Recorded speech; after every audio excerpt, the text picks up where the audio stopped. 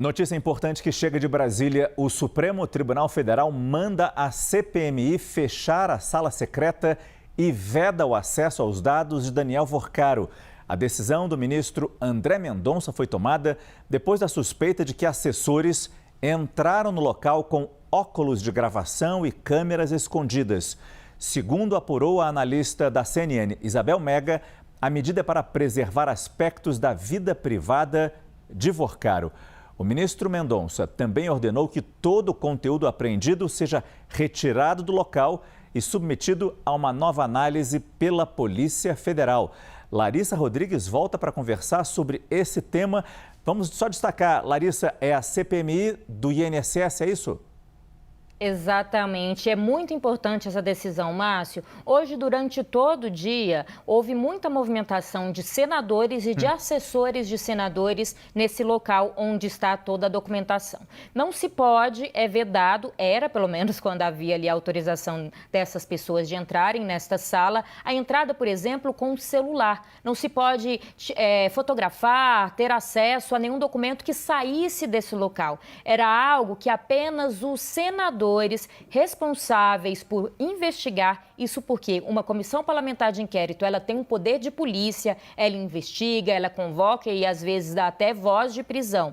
Mas o que se viu durante o dia foi o vazamento de muitas informações. Diversos, inclusive, veículos de comunicação divulgaram algumas informações que levaram a essa decisão do ministro do Supremo Tribunal Federal. Uma delas seria de mensagens íntimas e de fotos íntimas de Worcaro e de outras pessoas que trocavam ali mensagens no WhatsApp com o ex-banqueiro. O que isso significa? Que chegou essa denúncia ao Supremo Tribunal Federal e aí a Isabel avança ainda mais, nossa analista, e traz a informação de que poderia ter tido gravações irregulares. Então, para além a gente sabe, é o nosso trabalho da imprensa, de ligarmos para as fontes, para os senadores, para os assessores e saber os conteúdos que tinham ali, mas teria tido um trabalho ilegal por parte de pessoas que têm acesso a esse material. Algum tipo de gravação, o que era vedado desde o início da primeira decisão do ministro Mendonça de autorizar a CPI ter acesso a esse material.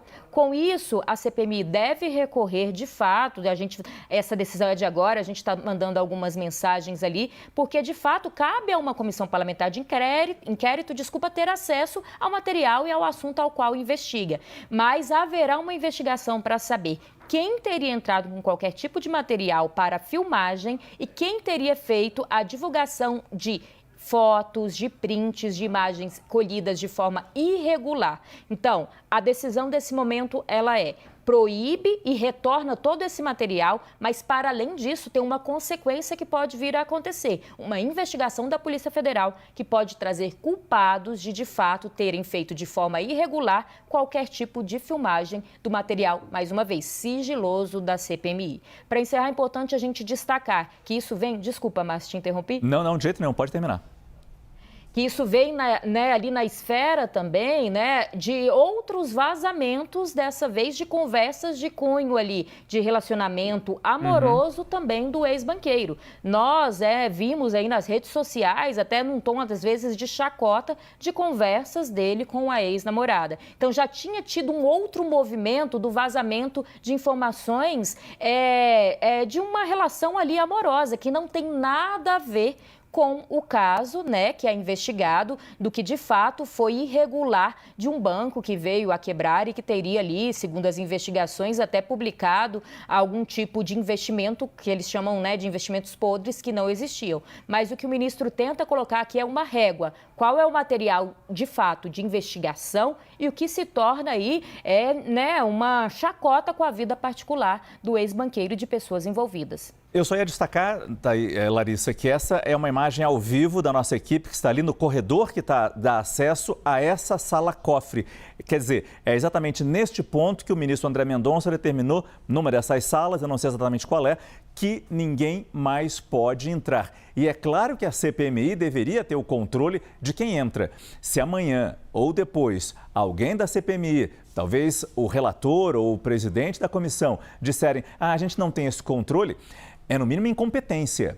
já que existe sempre essa possibilidade de informações vazarem e vaza de quem entra na sala. Você precisa ter uma listagem de quem entra e talvez até o registro, se entrou de óculos, com os tais óculos que filmam ou com o telefone celular. Mas só para a gente voltar à origem dessa investigação, a CPMI do INSS pediu essa informação encontrada nos telefones de Daniel Vorcaro, enfim, tudo que existe dessa investigação sobre o Master, sobre Daniel Vorcaro, porque existe a possibilidade do Master também estar envolvido nos descontos irregulares, que é a origem dessa CPMI, não é isso?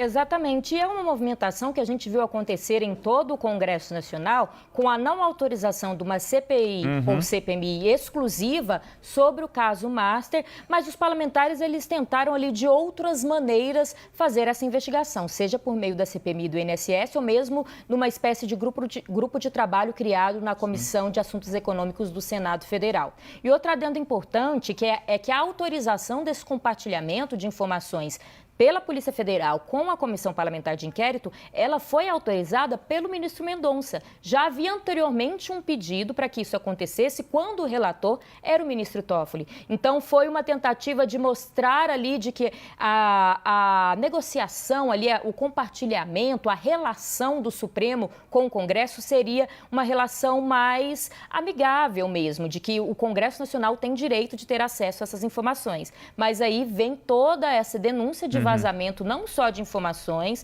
como eu disse anteriormente, é o nosso trabalho ir atrás de informações, mas uma ação premeditada que teria ocorrido de tentar filmar documentos sigilosos por parte, então, de membros. A gente obviamente, a gente não vai falar nomes aqui, porque a investigação ainda vai acontecer, mas se acredita que não seriam parlamentares diretos, mas que seriam assessores autorizados por esses parlamentares. Então, agora, um inquérito deve ser aberto pela Polícia Federal, que, paralelamente, investigará quem teria cometido esse crime de divulgar material sigiloso. E, para além disso, o que tem chamado muito a atenção do ministro Mendonça no Supremo Tribunal Federal é que foi um vazamento, muitas vezes, voltado para questões pessoais e não, de fato, para informações que envolvam a questão do crime que teria sido cometido pelo Banco Master e pelo Vorcaro, que ainda está preso.